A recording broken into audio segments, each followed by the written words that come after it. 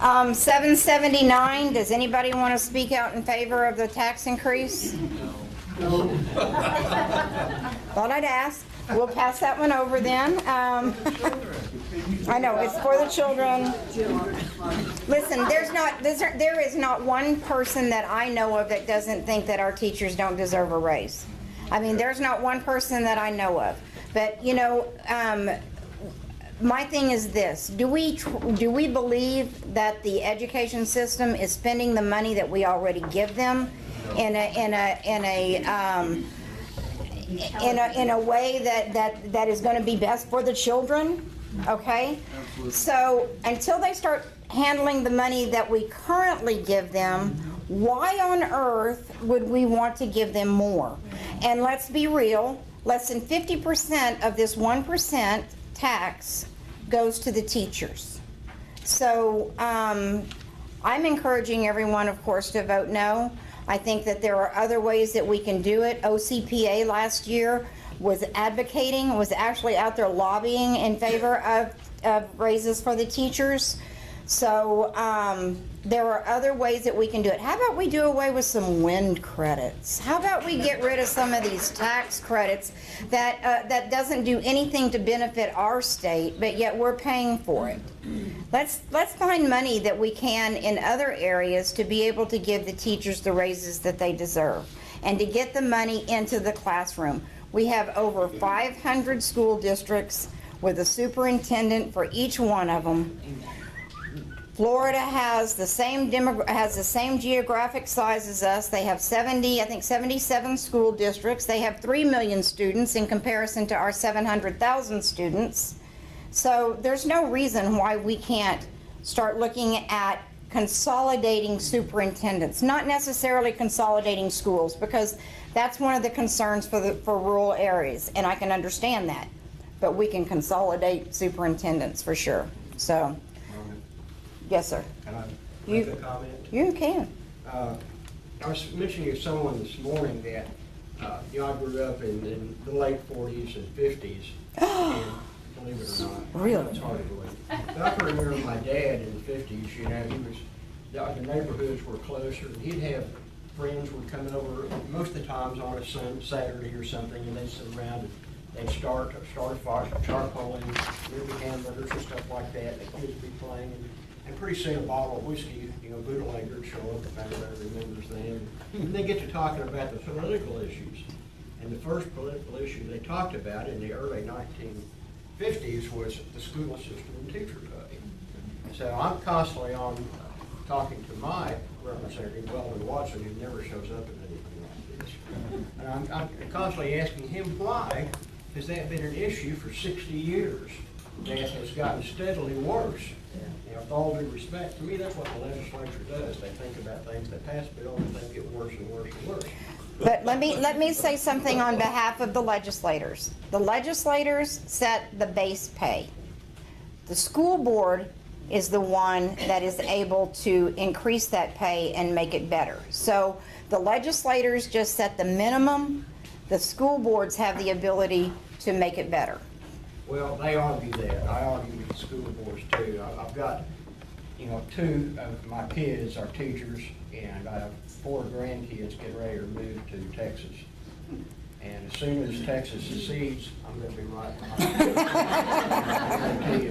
But it's time to do something about this. Now, I don't know who can do something about it. There's time to either do something about it or quit talking about it. Well, number one, if we end up with more taxes, it's going to discourage growth in our state. It's going to encourage people to do more internet shopping, which of course is going to cost our cities and our communities as well as our schools.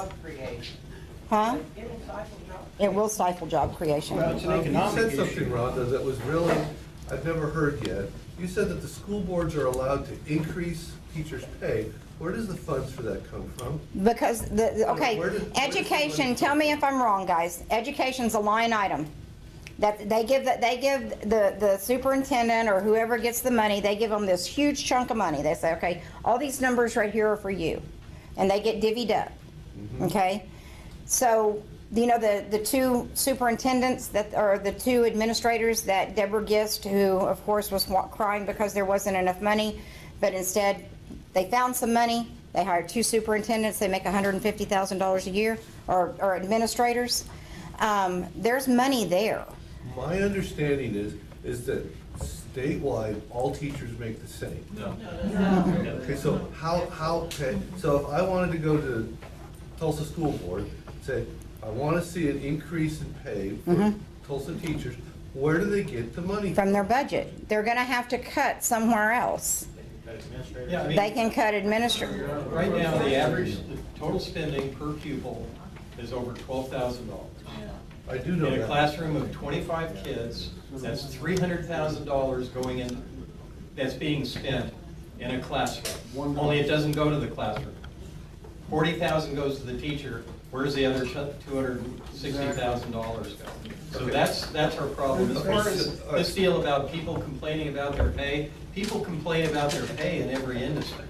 I do. Well, yeah, teachers are not, I mean, teachers do pretty well when you add in their benefits, burdens, and all of that stuff. And that's another, I mean, I'm in the construction industry, I see painters, carpenters, cabinet makers, guys like that. It's not like they're living in Fat City. And, I'm not arguing that, what I'm just saying is, I wasn't aware, this is the first time I've right, heard it. I'm bringing up a different point, Yeah. but school districts have money from the state and from local property taxes and all these places, and they set the salaries.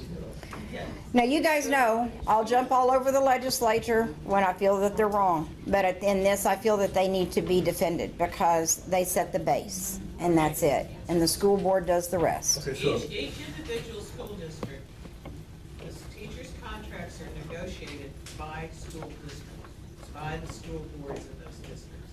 I have heard, So each one is different. the reason I'm asking is I've heard several times, okay, that, like at Jenks or other places, they're not allowed to increase teachers' pay. It's set by state standard. I've actually heard that. No, from- now, what they can't do, they can't use administrators. bond money. They can't use bond money that they raise from within the community for teacher pay. They can use it for buses, they can use it for buildings, and they can use it for software. There's a number of things that they can use it, but they cannot use it for teacher pay.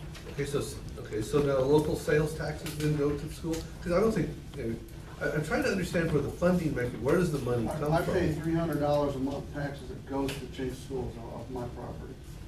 Okay, but that's bond Your, money. no, well, your, No, that goes to Chase Schools. some of it is designated to the schools, and then some of it is bond money, is for the, One of the fundamental problems that we need to correct at the state level is the funding formula for school. There is state legislation that predetermines what funds can be used for what purpose in the school. It favors bonding, okay? So that's why you have Jig School District where I live, where you have a planetarium now, and you have an Olympic-sized swimming pool. Yeah, I know. And all that kind of stuff. And you don't have paper for the classrooms. So the funding formula, there needs to be some corrections at the state level to fix the funding formula to give the superintendents some more, and the school board some more flexibility about how they use their money. But the money is there, $12,000 per student. I mean, I heard a guy who was sending a kid to a private school, and when he heard that he was paying almost $13,000. The national average is $11,000 per student, and that does not include the cost of living differences between Tulsa and other And states. when he was thinking, wow, I'm paying $12,000 for this kid to go to school, and I'm paying $10,000 to send my kid to private Catholic school, it's like, you know. yeah, and then compare the educations. Yes, ma'am. Well, I was in Texas for a while, and they had a big billboard that said, from the state lottery, they gave $8 million to the education. Where does our lottery money come into the education part? How much is it, guys? Do you know? Less than 50%, because it's what, 55% goes out in winnings, 15 to 20% is in administration or something, so it's a fraction. It's, I think, a third of the actual proceeds from the lottery go back into education. And that was, And that's- that was pushed for education. It was, I know, well, And most of it goes to administrations and other kind of Right, positive stuff, keep me in here, right, budgets? and relatives of some kind. right. Jobs. Did anybody else have any other questions on 779? Yes, ma'am. No, I thought I heard something that our legislators were talking about dropping that 30% that we're getting from the casinos. I've never seen a legislator turn away money. I've never. Pay taxes at all. This matter over on the river, they pay no taxes in the city, state, or the county. To your question, I think probably what you've read or seen is the Lottery Commission is looking for us to lift that so they can award larger prizes and therefore increase sales, but that's nothing that's been legislatively proposed. Right, okay.